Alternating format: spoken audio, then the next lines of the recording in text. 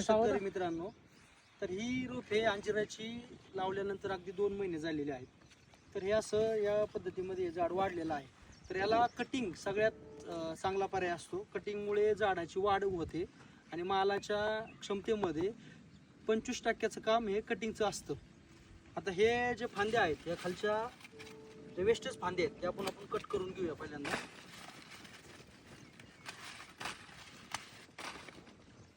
ही जी पानं असतात त्याला बुरशीचं प्रमाण झालेलं आहे, त्याच्यामुळे या महिन्यामध्ये जी कटिंग आपण घेतो त्याच्यासोबत पानं सुद्धा आपण कटिंग करून घ्यायची.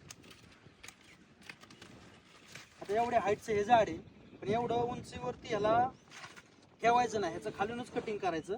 खालून कटिंग करायचं कारण असं की अगदी झाड हातानेच तोडायला ते आलं पाहिजे. जे काय माल लागणार तो हातानेच तोडायला आला पाहिजे.